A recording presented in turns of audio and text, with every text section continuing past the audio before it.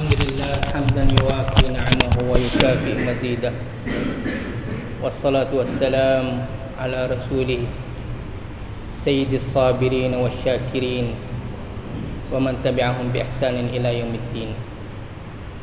Yang dikasihi sekalian, kalau kita mai perhati agama Islam ni, agama Islam seperti mana kita telah mengetahui bahawasanya ia ataupun rukun Islam ni 5, 2 syahadat, sembahyang, zakat, puasa, haji dek. Manakala di sudut hadis pun ulama kata ada 4 karakter hadis sebagai tunjang kepada agama Islam, iaitu innamal a'malu binniyat dan ad-dinun nasihah, juga la yu'minu ahadukum hatta yuhibba li akhihi ma yuhibbu li nafsihi.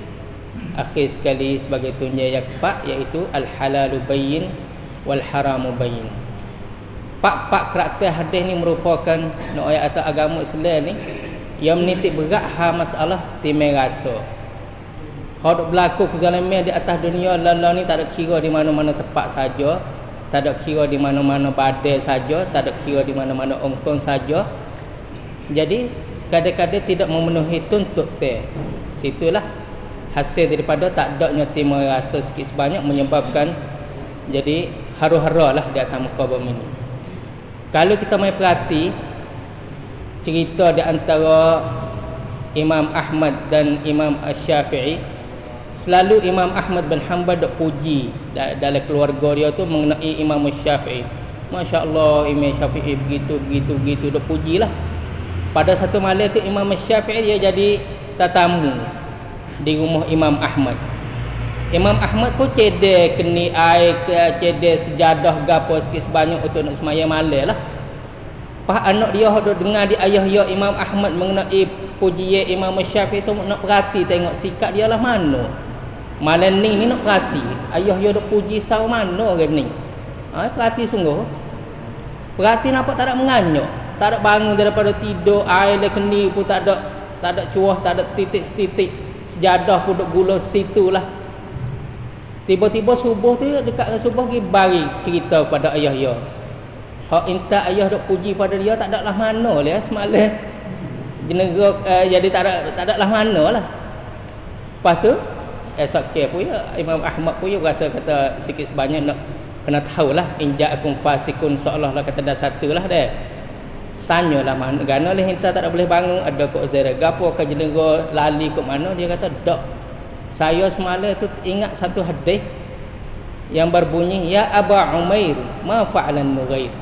Aba Umair, Nughair ni burung halu. Lepas tu burung halu tu mati tu, Abu Umair salah seorang sahabat budak tu ya kecewa, jadi siacai dia ada burung yang halu. Nabi pun ya ambil timai rasa dia, ya Aba Umair.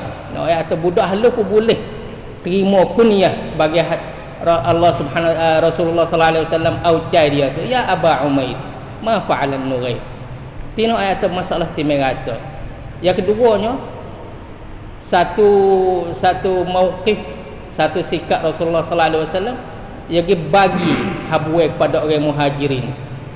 Lepas tu puak-puak al-ansar berasa hati sikit sebanyak, kok mana leh duk bagi kepada muhajirin kita, puak orang bela engkau juga wahai Rasulullah deh. Nabi alaihi salatu wasallam kata muhajirin wasadialah deh, susah payah belaka deh sikit sebanyak, tetapi muhajirin itu ya tinggal kampung halaman lagi. Sesungguhnya kalau aku bukanlah dari kalangan orang muhajirin, nescaya aku nak pilih di kalangan orang ansar. Dia kata gitu. Jadi dia ambil dua belah, dia timai rasa dua belah. Dia wik pada muhajirin habuai sikit sebanyak, dia ambil hati orang ansar sebagai kelebihanmu wahai ansar, aku di kalanganmu. Kira kalau aku bukan orang muhajirin, nescaya aku jadi orang ansar. Akhir sekali cerita Nabi alaihi salatu wasallam dengan salah seorang orang tidak berjasa lagi, tetapi dia beri ranaman baina jabalain, di antara jarak di antara dua bukit tu penuh dengan kambing, beri. Lepas tu dengan tuju wewit syaitan Rasulullah sallallahu alaihi wasallam supaya orang ni bergerak di sudut dakwah.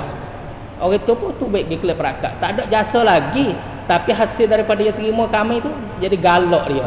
Kelip royak, ya qaum inna Muhammadan yu'ti 'ata man la yakhshal faqah. Sesungguhnya Muhammad ni beri tak ada kira-kira, tak ada bime-bime takut jadi apa-apa. situlah menyebabkan orang salah seorang Arab itu galak di sudut dakwah, maka kaum dia tu memeluk al-Islam. Itulah hasil daripada ayat agama Islam ni cutlah dia tu masalah timbang rasa. Demikian itulah juga kita jadi para muhadirin terhadap pelajar kita dah sikit sebanyak. Boleh jadi saya nak kecek peribadi sikit, misalnya long kenen hak sarane pun ule kali nak tak kenen nak long kenen tu, akhir sekali kita kira kata gini, walaupun dia salah tapi apabila dia beki sarane pun dia tu molek siapa kenen ni, maka kita pitah dululah we kenen kerek lalu dah tak ada susah apa. Walaupun wakil dia buat sarane pun kurang, tetapi kita jaga kata kita we kenen molek, mudah-mudahan dia beki sarane pun dia tu jadi molek. Itulah yang dikasihi sekalian agama timbang rasa. Jazakumullahu khairan. Wassalamualaikum warahmatullahi wabarakatuh.